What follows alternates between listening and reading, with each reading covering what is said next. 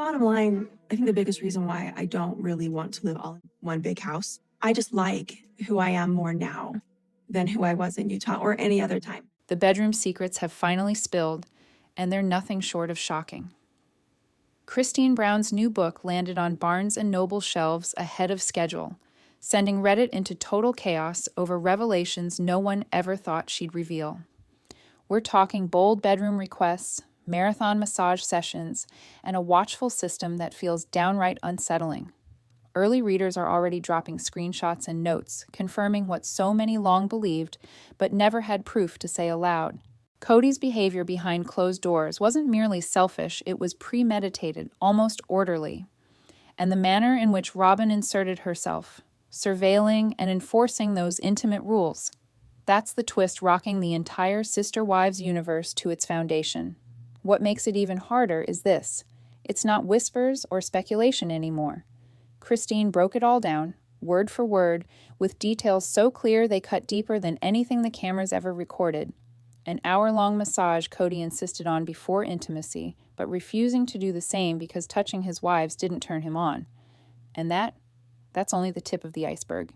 The biggest shock in all this comes from Robyn's role in managing the bedroom aspect of things. Consider learning that your husband was sharing with another wife all the intimate information from your private moments together, and then she goes and feels bad for you about how things are going. That is just what Christine reports about how things operated in the Brown household. Readers who received advance copies reported feeling quite upset reading through some of it. One person on Reddit said the story of Christine's wedding night brought tears for someone they didn't even know. Another mentioned that the details about the massages cleared up a lot about the control they saw playing out on TV over the years. And the thing that's got everyone buzzing is this: these aren't random problems or single gripes. Christine studiously outlines a cyclical pattern of control of sex, manipulation of emotions, and slowly deteriorating individuals that any woman who has ever been pushed around in a relationship will recognize immediately. The time these facts surfaced couldn't be timelier. Everywhere on social media, women are connecting pieces of evidence that they've been stumped about for years. The methods of manipulating people, keeping the money, how Kody behaved as if he had a manual for maintaining control over minds. It all fits into place in a negative manner now. But the bigger shocker that's causing lawyers to buzz is how these bed tales fit into larger themes of mishandling of money and hurt feelings that Christine lays out completely. Now, let's talk about that massage arrangement that has everyone in awe. In Christine's book, she writes, Kody had a routine he followed to the letter before getting intimate with his wives. It involved a 1-hour massage he requested every time prior to doing anything romantic. Not a brief 5 minutes or a quick rub against the back, but an entire 60 minutes where his wives needed to concentrate on making him feel well physically. But this is the part that gets every woman's blood boiling. When Christine desired the same thing in return, when she wanted that type of touch and care, Kody told her no flat out. His reasoning was that she didn't turn him on by touching her. Let's spend a moment considering that. He wanted an hour of her work, but wouldn't offer a return of even an iota of that concern. Christine reports that she then stopped doing the massages altogether, and that's when the more intense games of mind began. Robyn began questioning Christine about why she had ceased doing this for Kody, explaining he was a wonderful husband and deserved this type of treatment. Consider how that plays with your head. You're already hurting because your husband is refusing to give you the same touch you're giving him. Then there's another wife chiming in, effectively defending him, asking why you're not catering to his physical desires. It's a great example of making someone feel bad for requiring straightforward, back-and-forth niceness. A few individuals who read it first claimed that this wasn't one talk. It was a normal thing where Robyn would monitor and comment on how the other wives treated Kody. A Reddit user said they felt terrible hearing how Robyn established herself as the expert on being a good wife. What makes it creepier is the history of their religion. In cult Mormon communities, wives are taught that their primary duty is pleasing their husband's desires. Christine was already conditioned to prioritize Kody's comfort over her own. The massage demand wasn't even selfish. It was distorting spiritual principles to resemble everyday marriage rules. And this is the red flag that every woman should see. When someone needs you to do things for them and refuses to return the favor, that's not caring, that's exploitation. When they use religion or customs to get you to feel guilty for needing normal human affection, that's expert manipulation of emotions. But this massage anecdote is just the beginning when it comes to Robyn playing enforcer in Kody's personal affairs. This is where the story takes a turn that'll infuriate any woman who's endured gossip in the workplace or family battles. Robyn wasn't just Kody's fourth wife. She was his first point of love and rule for monitoring relationships, observing and managing the private aspects of the other women's lives in ways that send chills down your spine. From what Christine reveals, Kody was sharing specific information regarding his intimate moments with each of his wives directly to Robyn, not general concerns about relationships or emotions that couples discuss with other people, but specific information from their private moments. Subsequently, Robyn would approach the other wives with advice on how to perform better for their husband. Remember on the show when Robyn said she never spoke about what happened in anyone's bedroom? Christine's book reveals that was completely not the case. Robyn wasn't simply speaking of these intimate things. She was jumping in and altering them. When Christine stopped doing the hour-long massages, Robyn was the one who questioned her about it, essentially making her feel guilty for not doing what Kody desired. Place this in any typical situation. If your husband shares all of the intimate information from your relationship with his woman friend, and she comes to you to criticize your behavior as a wife, that is not only immoral, it's a fundamental breach of personal space and trust that would freeze out most marriages immediately. But in the Brown configuration, this was handled as business as usual and even considered Robyn as a good sister wife. She wasn't supporting anyone. She was establishing herself as the boss on wife responsibilities while gathering intel on everyone's relationships.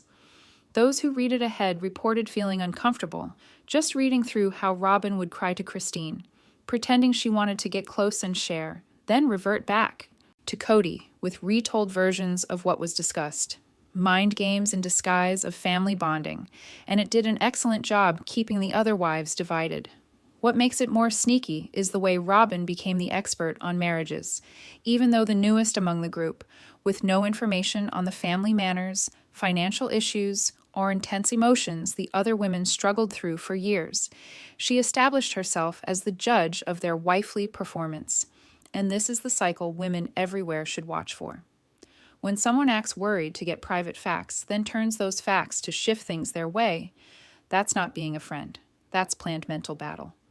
But the watching setup that Robyn and Kody built went way past just checking on close relationships. What Christine is going to tell us about her wedding night will pull at your heart and explain so much we witnessed for years. Remember, Christine never had a kiss from a single person in her life before that day. Her first kiss was there at the ceremony, and she had no experience with any physical intimacy. She depended on Kody because he already had 2 wives and knew what he was doing. She had thought he'd be gentle, considerate, and understand that she was clueless about what came next. What she experienced was a rocky beginning to wedded life that left her crying with pain in her body and profound sorrow. Christine speaks of having dreamed of tender moments, gentle tenderness, and that kind of warm intimacy she always imagined. She envisioned gentle touches, actual sensations between them, and feeling beautiful and loved on what was to be a highlight night of her life. But instead, there occurred what she describes as a complete miss on attending to her comfort or feelings. The most heartbreaking part in her account is that she spent the entire honeymoon too sore to initiate physical closeness once more. Think about it. A woman's introduction to married life was so difficult that it destroyed what ought to have been a romantic experience for a new couple. But that is what makes it worse from a mind perspective. Kody had done this 2 times already with Mary and Janelle. He achieved the grand bargain of a wedding night for emotions. He knew Christine had no experience whatsoever, but he obviously didn't consider making it good or even acceptable for her. People who read the book early indicated they felt really angry reading about Christine's narrative. One Reddit user indicated that it made apparent why Christine was always seeming to be looking for approval and okay signs from Kody throughout their marriage. When your first venture into closeness and matrimony is difficult rather than warm, it begins a pattern of laboring to attain the amiability you were owed in the beginning. What every woman can learn from Christine's evening is this: a lover who truly appreciates you will prioritize your comfort, particularly in exposed moments. Someone who is experienced has even greater responsibility to wait and be lenient with someone who is not. Christine's wedding night wasn't just a disappointment. It was an indication of the self-centered, insensitive manner that Kody would treat their entire close relationship, and it indicated beforehand how little he would consider any wife's emotions or body demands in their marriages. But this trend of disregarding feelings extended far beyond their close relationship into all aspects of Christine's life with him. What Christine says regarding Kody's method of sharing information will anger any woman who wants to maintain confidentiality. This was not joking with intimates. This was a consistent breach of intimate trust that turned personal moments into tools for deception. In Christine's book, Kody routinely reported complete details of his intimate connections with each wife straight to Robyn, not general marriage problems or feeling issues that couples may discuss with friends, precise information from their alone times that remain in the room. But this is where it gets complicated. Robyn wasn't just hearing this stuff. She was using it to establish herself as the marriage expert and erode the confidence of the other wives in their marriages.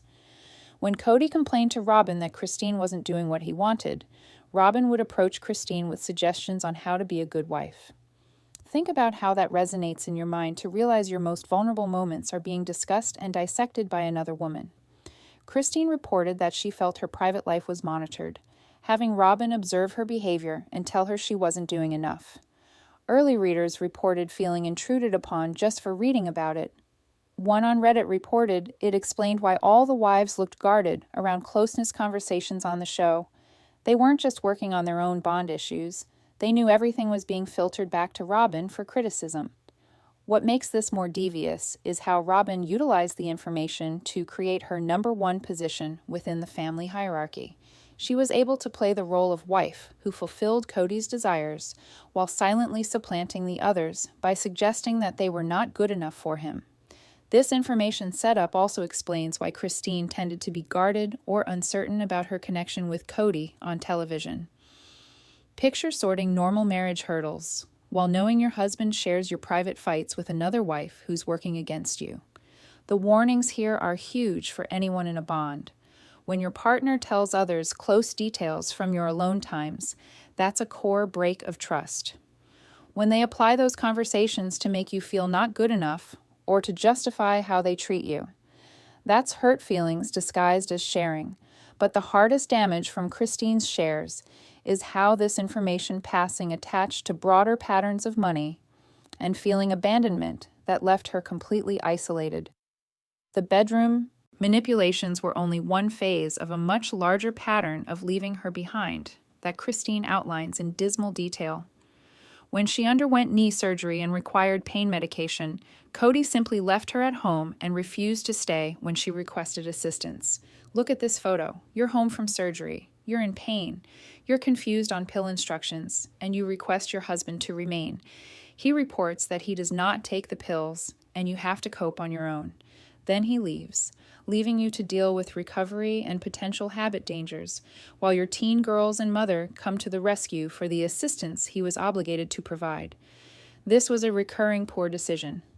Christine explains Kody was barely ever present at the first three wives' residences, except to sleep and eat. He wasn't participating in family activities, helping out with children, or providing heart support in critical moments. He had effectively become a boarder who demanded service but did not provide teamwork. The most unfortunate scenario is regarding their daughter Truly's risky illness. Christine wasn't present when Truly got seriously ill. The older children called Kody to inform him their little sister was having an issue, and he would not even go visit her because he was occupied with Robyn's children. Honestly reflect on that. A father is told his little girl can be seriously ill, and he remains at Robyn's place because he's busy there. Christine claims if Truly had passed away due to his neglect, she would have left immediately. She only remained because Truly made it. Early readers reported they felt genuine anger reading of Kody's decisions in that ordeal. One on Reddit opined, it demonstrated completely how he abandoned his responsibilities to his first families after Robyn entered the scene. But the financial abandonment was equally challenging. Christine corroborates that all finances went into one family fund, yet Kody and Robyn dictated how to spend it. Concurrently, Christine did various jobs, including night shifts when pregnant, to provide for her children. When she requested Kody to perform simple parent tasks, such as tucking kids into bed while she performed those jobs, he told her no, she had to work it out or ask the sister wives. He had completely stopped parent responsibilities while continuing to manage family finances. The cycle in this case is simple and unfortunately familiar to many women. Tightening money with leaving emotions behind creates a trap where women continue giving but receive nothing. Now we reach the part that explains all the Brown family methods that didn't make sense on the show. From Christine's posts, Robyn's move to lock in Kody's attention and fill him up was clever and fundamental. Total compliance with whatever he desired, however he desired it, whenever he desired it. While Christine and the other wives juggled typical needs for give and take warmth and heart connections, Robyn played by a completely different set of rules. She did the hour massages for Kody without complaining. She humored his preferences, no questions. She never battled his desires or demanded her own things. In return, Kody provided her with a lot of time, attention, and family items. He lived in Robyn's home all the while. He prioritized the needs of her children over the safety of his other children. He opened her up to family funds while the other wives struggled to survive, taking on side hustles. But this is the portion that pains the other wives in the head. Robyn then had the courage to inform them they were not good wives enough, while she benefited from complete giving. She could give out advice on serving Kody with ease, since she received everything she desired in return. According to Christine, after Robyn came on board, Kody effectively stopped real time with his original kids. He'd come late to eat, sleep, and leave early to Robyn's. The first three families became suppliers of his essentials, while his primary life was elsewhere. Early readers commented that they felt guilty reading about how calculated this was. Robyn was not only a better match for Kody by accident, she was cleverly positioning herself as the wife who wouldn't cause problems or demand things. What makes this more complicated is the manner in which Robyn employed her top position to monitor the behavior of the other wives. She was able to call out Christine for missing massages because she understood that she was secure as Kody's first choice. She stood to lose nothing by causing the others to feel inadequate. The creepiest aspect of this arrangement is the way it encouraged the wives to turn on each other, rather than realizing they were all used by the same arrangement. As Christine battled Kody's no to simple affection, Robyn was instructing her that she was not trying hard enough to please him. This constructed a battle where the victory was small moments of attention from a man who couldn't possibly appreciate any of them. The Sister Wives cast is experiencing a major collective wake-up call, and it's catching on in every place where women discuss connections and family practices. From Redditors' posts to Facebook postings to text groups, women are connecting clues they've spent years on. One Redditor explained Christine's posts finally explained why she always seemed meticulous in family discussions on the show. Another said the bedroom clues made her feel bad on the inside, but provided clear opinions on deceptions she'd witnessed in her own life. The reaction isn't solely about sister wives anymore. Women are speaking for themselves about partners who wished for service without offering any in return, who shared intimate things in order to change things, who employed religion or group norms to support selfish behaviors. Christine's courage in speaking truths has begun an avalanche of noticing things. Polygamy and austere Mormon practices. Facebook groups are loaded with posts. Women who escaped like situations are supporting Christine's stories and sharing their own of consistent deception masquerading as work of faith. What's particularly powerful is how many women recognize these patterns in standard marriages as well. The hour-long massage desire, the refusal to return warmth, utilizing others to monitor and bang behavior. These tactics aren't exclusive to multi-wife relationships.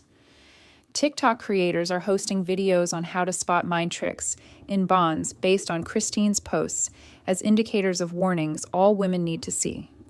The massage story, particularly, has become a speedy means of discussing bonds in which one anticipates service but gives no collaboration. The timing is perfect. Women who've been years guilty for not being top wives are now viewing their lives in Christine's story. They're realizing that their anger at one-way bonds wasn't their fault. It was an appropriate response to ill treatment. Lawyers following the story are adding commentary on social media, commenting on how the cycles Christine narrates are actual hurting of feelings and money. They're helping people to see that tricks masquerading as faith responsibility are still tricks. But the most powerful feedback comes from women taking Christine's posts as a challenge to examine more closely their own relationships. They're asking harder questions about give and take, value, and whether they receive the teamwork they deserve.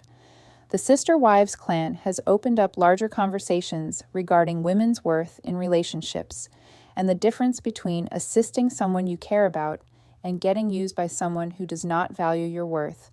What Christine shares illuminates goes far beyond one dysfunctional multi-wife household. This is an observation of consistent taking advantage that has been regarded as commonplace and even divine in tight-knit faith communities for centuries. The cycles Christine narrates, desiring service without back, employing faith guidelines to support self-acts, compelling women to struggle for small male attention. These are not Kody Brown's peculiar practices. These are inherent components of an arrangement designed to maintain control with men and women, thank for small portions. Former members of rigid Mormon cults are speaking on social media, stating Christine's life is similar to theirs.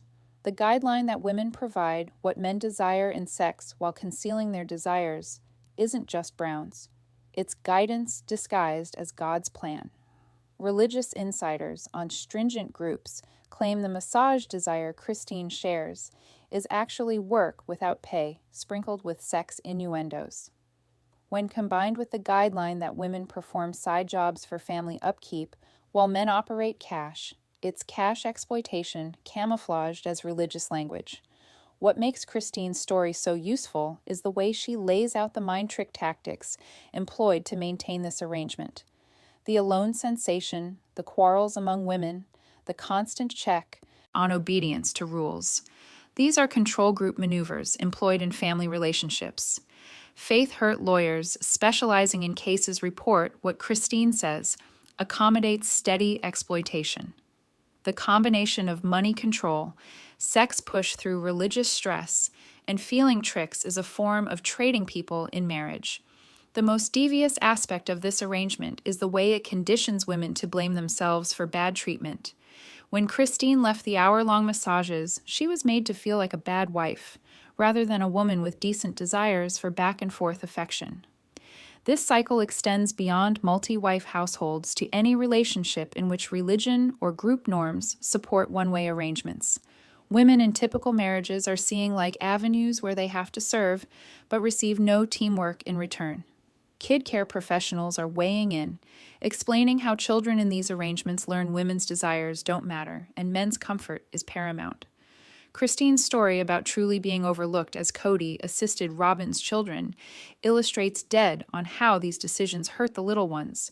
But perhaps most important, Christine's courage to share these truths is allowing other women to name their lives and demand better in relationships. What makes Christine's book land so hard isn't just the gorgeous details about Kody's deeds. It's watching a woman reclaim her voice after years of listening to her desires not mattering. Every page is a step away from a setup designed to make her grateful for scraps towards understanding her entire worth as a person. Christine's decision to pursue child support wasn't solely for Truly's financial security. It was to get courts to realize Kody is Truly's father after he made their girl not really his. Sometimes the best thing that can happen to a child is to hold a negligent parent accountable by law for care.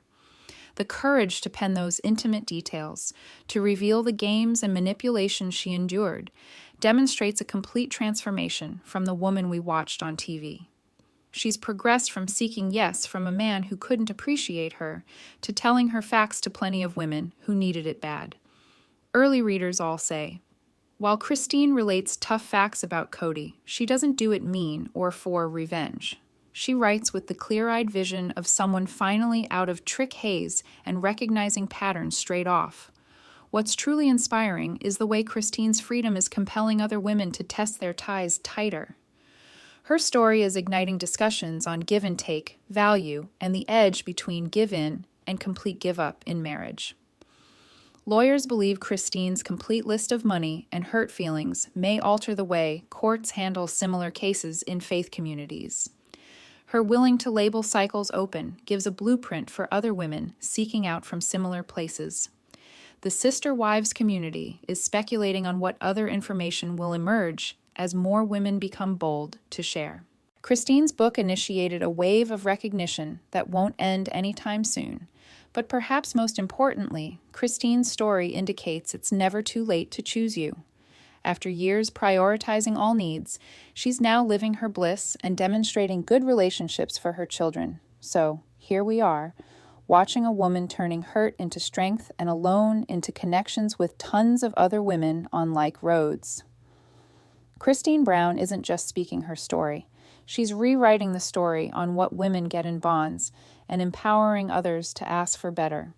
What gets me the hardest about these facts is how they support what so many women believed but couldn't speak right. Do you believe Christine's depth in sharing these intimate facts will compel other reality TV wives to share their facts?